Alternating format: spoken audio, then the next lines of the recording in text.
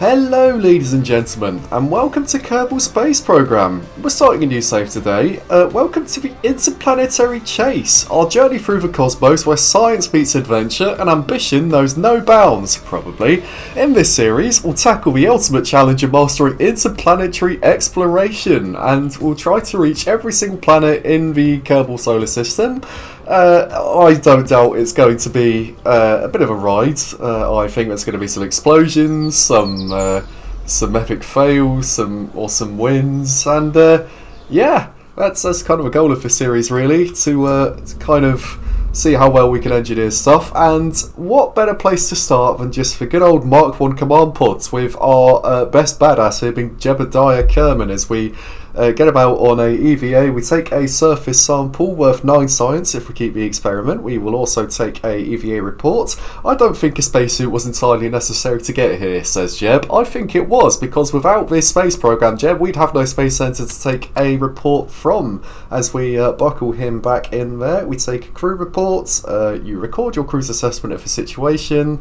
1.5 science, very good, and we will recover that vessel. And what a lovely way to start as we recover Jeb, and 12 science points as we can now research basic rocketry here, as well as engineering 101 as I assess the kind of parts we get here. It looks like we get some communitron antennas for some drones, basic rocketry, we get some SRBs, a new fuel tank and some liquid fuel engines. So now we will hop back into the VAB here, and it's about time we start building something resembling an actual rocket, as we put a Mark 16 parachute on top of our command pod there. That's always a good start, so we won't kind of kill Jeb. That wouldn't be good. Now, we don't have heat shields yet, so that's fine. We'll just have to carry on as if heating isn't a thing. And we put a decoupler followed by a nice FLT 100 fuel tank.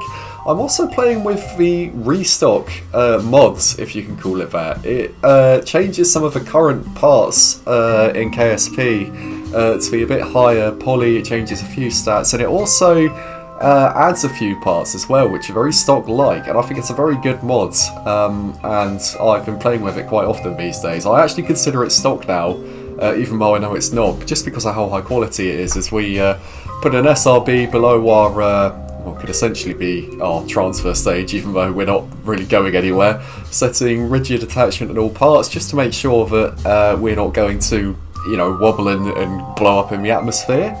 And it looks like that's all done. So we have a nice 3-stage rocket there, being SRB, liquid fuel and pods. And now we need to think about adding some experiments, because it's all well and good building a rocket, but if we have no experiments and we can't get any science and we have no means of getting new parts, so we put the inline mystery goo container on top of a pod there, and I'm going to use the offset gizmo to kind of move it down. There's a tiny bit of clipping going on there, but it looks flush now, and personally I think that is justified, as we put a few more mystery goos on the side of the pod here. It doesn't necessarily look fantastic, but as it stands, I have nowhere else to put it.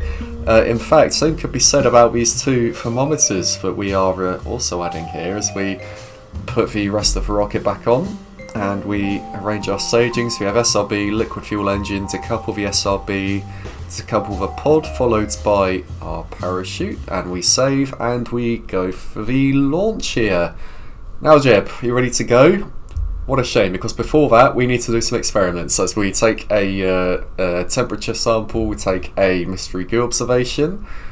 Very good, I think we are ready to go.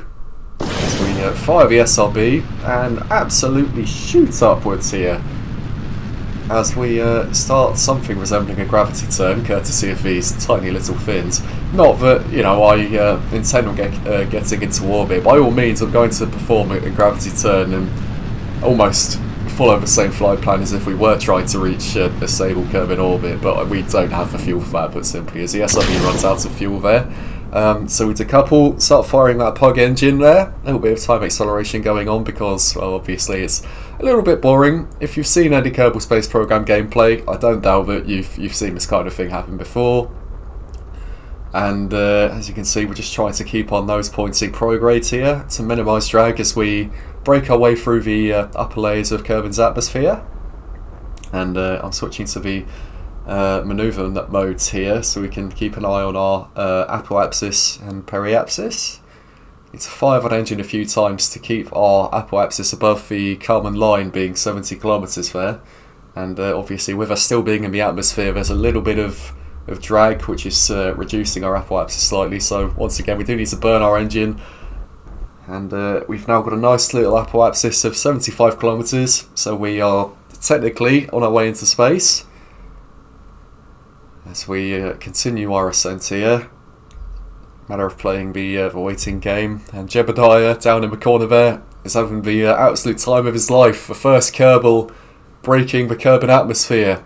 And as we reach 70 kilometers, we have broken the Kármán line and are now in space. So we'll take a crew report. It seems we are very much in space right now. The sky is beneath us. As we send Jeb on a little spacewalk, I almost pressed remove helmet then instead of EVA report. You've recorded your observations of the situation as we get you back in the ship and buckle up, Jeb.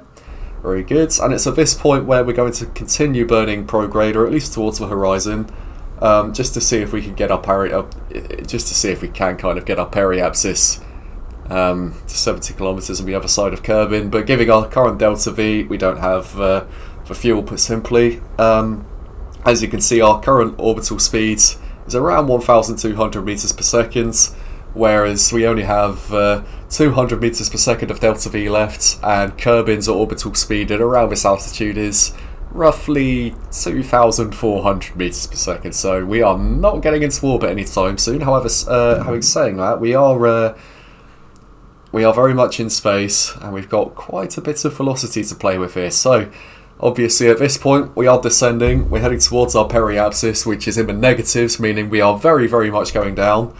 And it's, like I say, at this point we decide to point retrogrades. Reason being is because we want the engine and fuel tank to hit the atmosphere first, to absorb some of the heating effects, because obviously heating is a thing in this version of KSP and it can destroy parts. Additionally, we don't have heat shields yet, so I'm kind of hoping that those two parts there will be enough to soak up the fire that is Kerbin's atmosphere at this kind of speed. And we are already below the Kármán line once again. Jeb is still looking like he's having the absolute time of his life. I would be terrified if I were you, Jeb, but thankfully he can't hear me. Very good. And I think we might still have one experiment left to do when we splash down. However, we do need to get there first. And it's around this point where I would expect to see some flames. There we go, as we reach around 40 kilometers. And let's take a nice little screenshot here for the thumbnail, shall we? As we turn off the HUDs. There we go. As you can see, we are entering Kerbin's atmosphere rather quickly. All is well. Nice little screenshot there, very good. And we fix our camera here.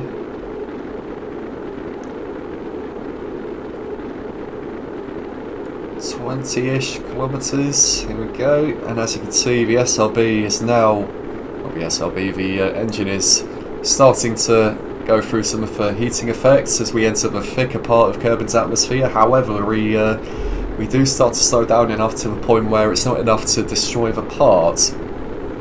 As we decouple that, as we need to use the belly of the pod there to slow ourselves down. Wonderful. Pop the chute. And we've turned off SAS to obviously allow the pod to orient itself correctly. And so far so good. We've re-entered Kerbin's atmosphere after a successful trip to space. And I imagine that chute will open at around 500 meters above sea level. Or radar altitude, better yet. I suppose it is above sea level though, given where we are. As we do reach that altitude, the parachute has opened, and we get to enjoy this beautiful view, courtesy of Eve, Astronomer's Visual Pack, and Scatterer. I'll actually put my mods in the description, so you guys can have a look if you're interested. And splashdown.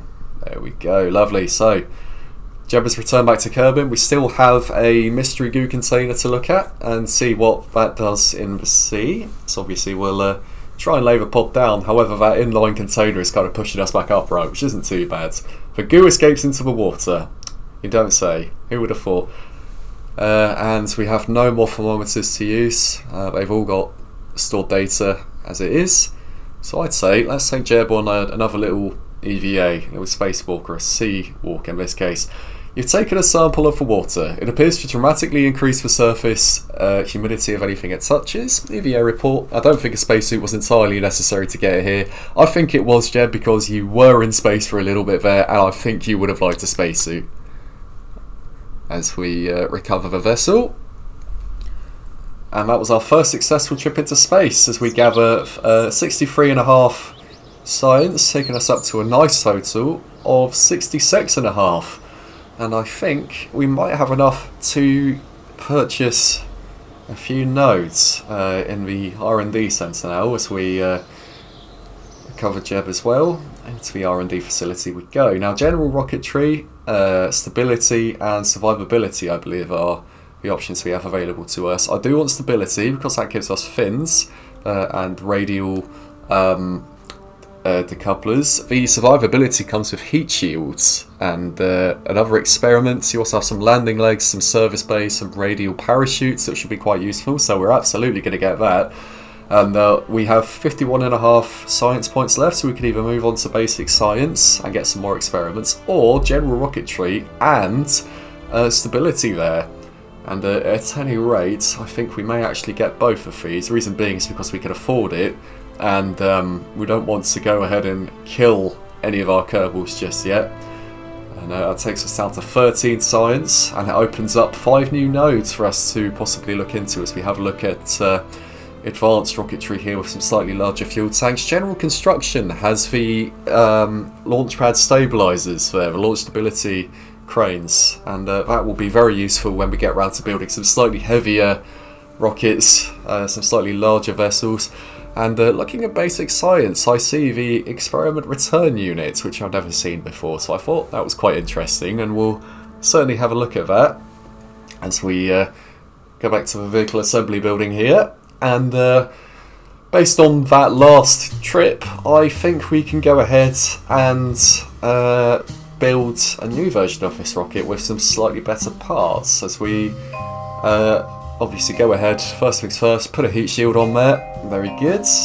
We put another thermometer, as we learned that we could have done in the last mission, however we didn't have enough of them to take another experiment.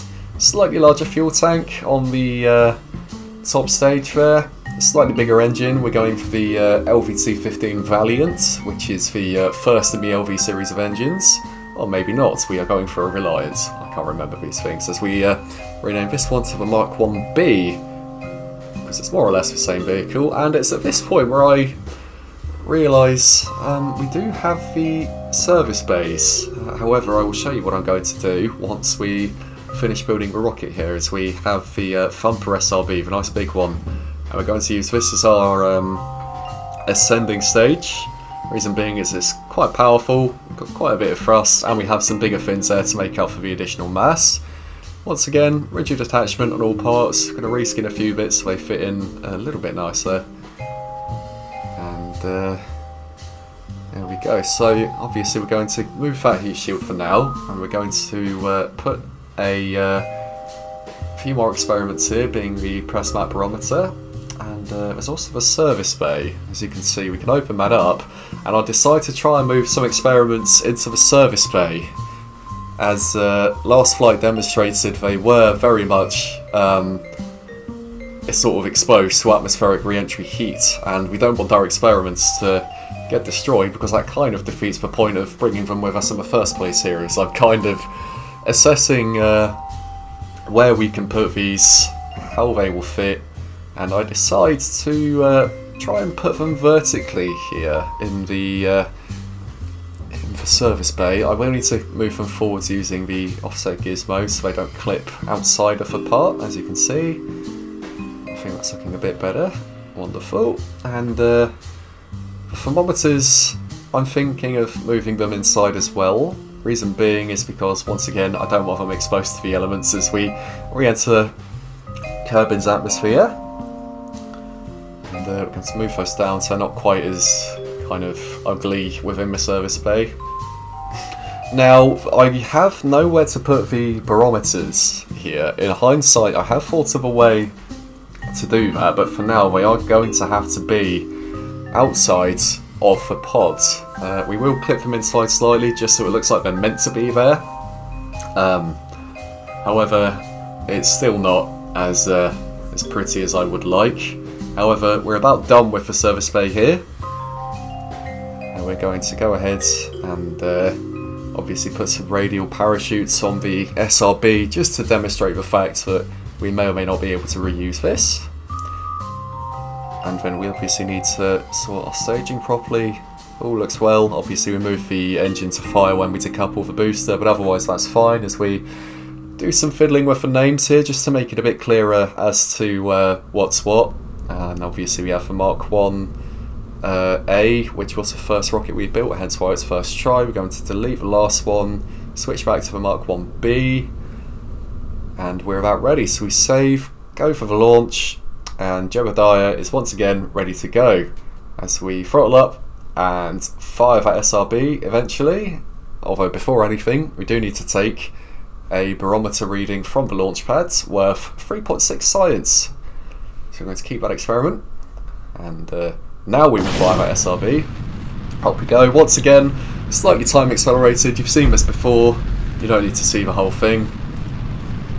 Begin a bit of an early gravity turn where this booster is so much more powerful than the previous one. We don't seem to be ascending quite as quickly, mind you, and I imagine that's because of the additional mass on this particular vessel as we observe the mystery goo in high Kerbal atmosphere, attach the SRB, and what's a launch without some flipping, right? It's absolutely standard. I've got no aerodynamic mods at all. This is just stock KSP doing its thing. So I'm trying to burn our engine when we're pointing roughly prograde to continue our ascent. Up we go as we take atmospheric pressure scan from high altitudes, and we're now out of fuel. So we're going to have a look at some mystery goo here. Worth 9 science. Very good. Let's do the other one as well, because I'm not sure there's much we can really do. However, we do reset that in case we can do the experiment elsewhere. We decouple the pods, as you can see, and now we are slightly higher up. We once again do the mystery goo experiment after resetting it. Now I made a bit of a mistake with the thermometers here. Where I clipped them into the service bay, it's quite hard to get at them, so I will need to fix this in the next design. I will need to raise those up a little bit and obviously put some fins on the top stage as well, and possibly a bigger fuel tank, as we don't seem to have gotten quite as far this particular flight. No matter though, crew report 4.5 science points. So we're going to close that service bay now, point retrogrades, as we're just about to hit our apoapsis and begin our descent back into Kerbin's atmosphere. And as you can see, our vertical speed is now decreasing, and obviously we're descending now.